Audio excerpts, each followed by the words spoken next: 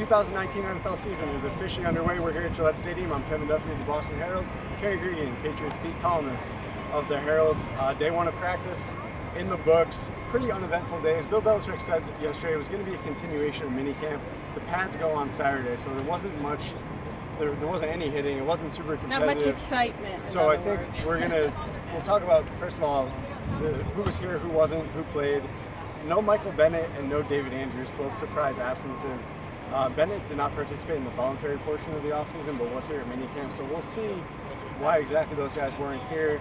And I think the story everyone's been monitoring is the left tackle situation. Isaiah Wynn was on the field. He's not on the PUP list, but he didn't play too much in 11-on-11 drills. It was mostly Joe Thuney as the left tackle in red zone 11-on-11s, and Dan Skipper, 6'10" veteran, also got a few reps with the first team. Isaiah Wynn started out the practice as the left tackle, but it was just in kind of walk-through situations. So I think they're just bringing him along a little slowly. Yeah, very cautiously, but it's still going to be something to monitor. No, that they didn't put him on the active PUP list, which was very interesting. But we'll see how long it takes him, to actually get out there and do some legitimate drills.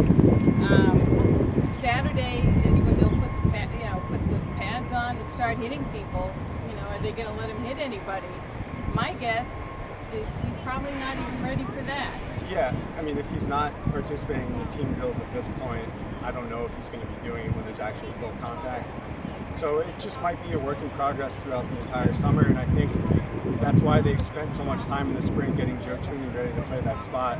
It wasn't just because they didn't have bodies at that point, it was because I think they believe there's a serious possibility that he might have to play that position come September. Yeah, and I wouldn't be surprised.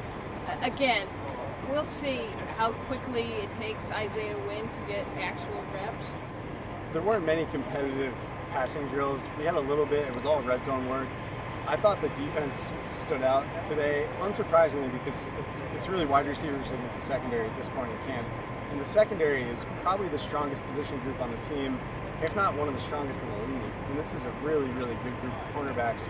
We saw Jonathan Jones come down with an interception today. Tom Brady in the corner of the end zone on a jump ball he threw for, I believe it was Ryan Davis, undrafted free agent. John Jones also had a pass breakup. Duke Dawson had a pass breakup. Keon Crossan did. And those are all the young depth guys. We're not even mentioning the Gilmores, the Jason McCourties, the safeties. So to me, that group stood out, and I think that's going to be a theme throughout the summer. Yeah, obviously Julian Edelman. Julian Edelman was present today, but he wasn't competing with his broken thumb, which we can confirm he has a broken thumb, and who knows when he'll be back.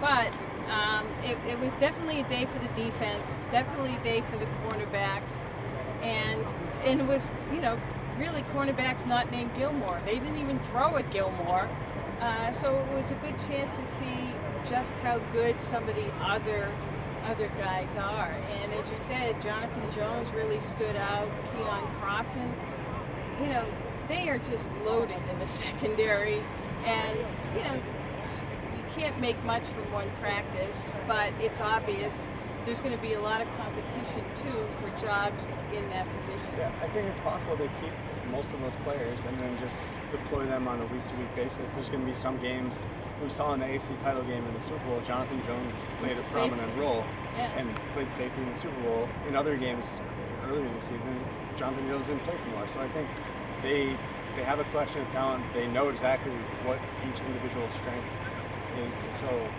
they can do whatever they want really in the secondary. They're going to be extremely flexible, and I think it's just going to be the strength of the team going forward. No question about it.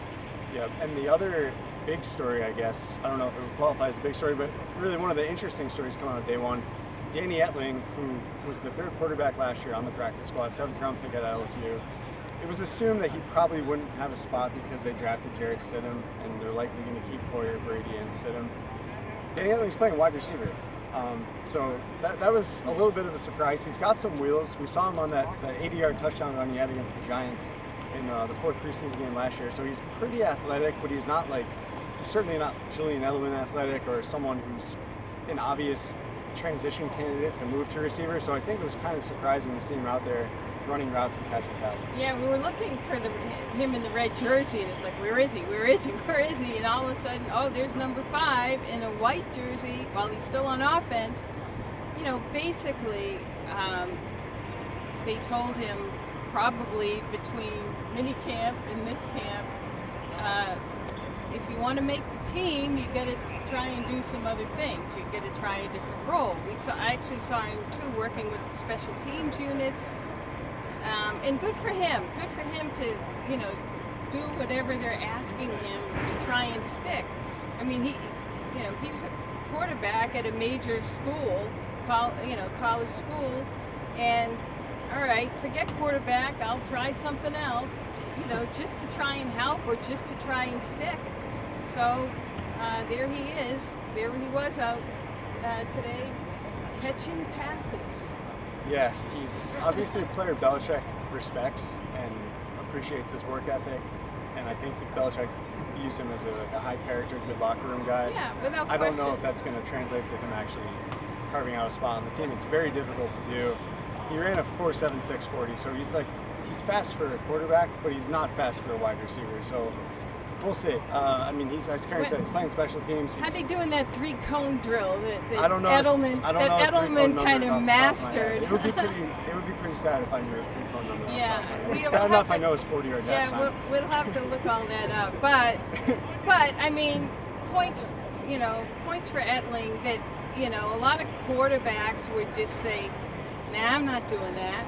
But, you know, he's giving it a whirl, you know, again, to try and help, to try and stick.